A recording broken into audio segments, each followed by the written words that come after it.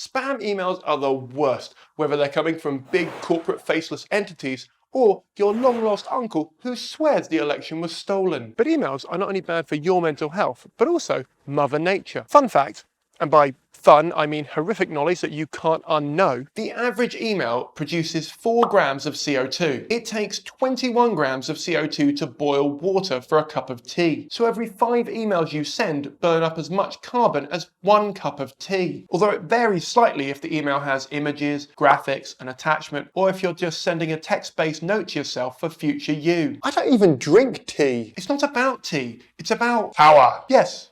Power. And the corruption in government. No.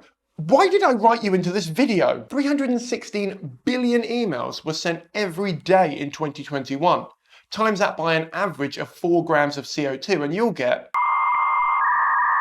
1.264 billion grams of carbon being released, which is enough to power 1.3 million homes. So what? I should just quit sending emails? Yes.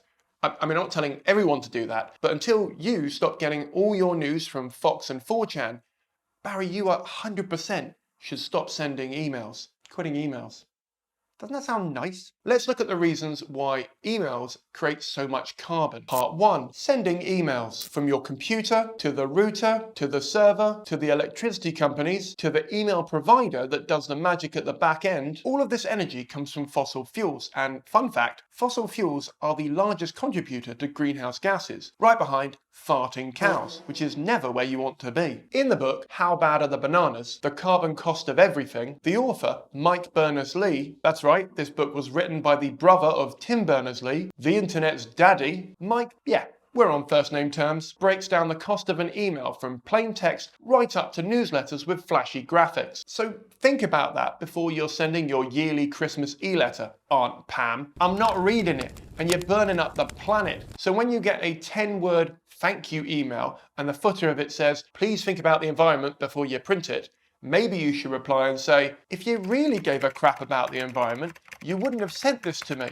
Clive, although sending that email would burn up carbon and go out into the atmosphere. And just wait until you see Clive and tell him, bugger off, mate. Part 2, storing emails. Data that just sits on a server until you need it is called dark data. And in 2021, storing dark data used as much electricity as all of these 80 countries combined. Once more for the people at the back. Because we didn't delete our emails that statistically we will never read again, more energy was burned up storing that data than all of these countries combined. But the problem isn't our emails, it's the energy that they're using to power the email system. Good news, in 2017, Google said they're gonna go clean and run entirely on renewables soon. And in 2021, they did a blog that looked at the last 4 years. And to be fair to them, which I don't say very often, they are largely crushing it. And now they're aiming to be completely carbon-free by 2030. Even the energy companies agree on this. Ovo wrote a blog back in 2019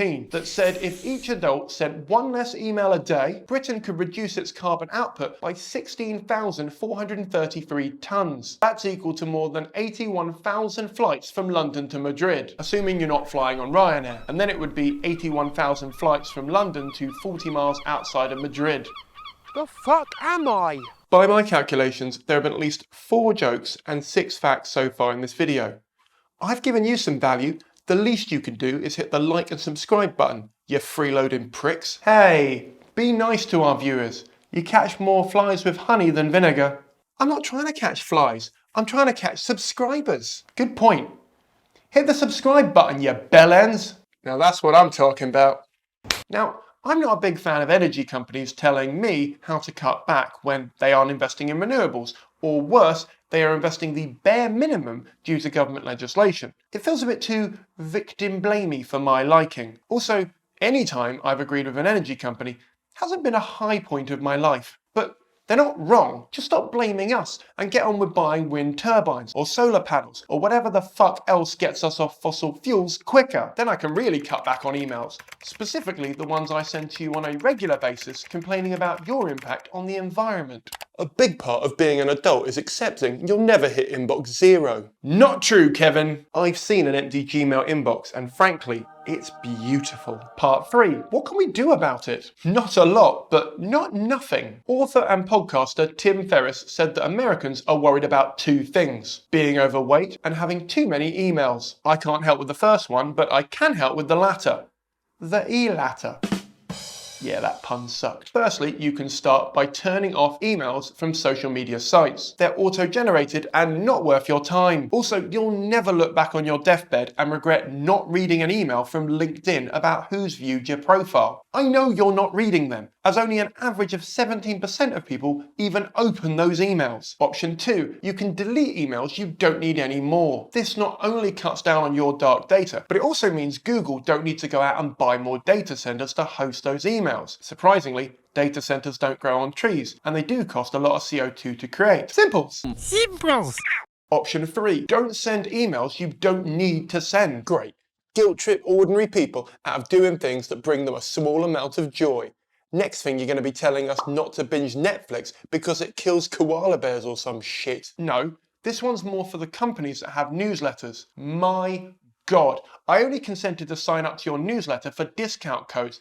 I don't need to be told your life story. Oh. And also, who enjoys emails? If a company is bugging you too often, unsubscribe. Brands will not bother with email newsletters if nobody's engaging. This is the reason why people are dropping Instagram and Meta like the sacks of shit they are. If you send a corporate newsletter in a forest and there's no ROI, was it worth doing? Or something like that. The responsibility for this does not fall on the individuals. It falls on private businesses and governments to be carbon neutral and invest in cleaner, greener energy sources. Sadly, we aren't going to get them to do that in the short term, so we need to stop getting emails to cut off their marketing budget and make an impact somehow right now. Godspeed. I'll see you all next week.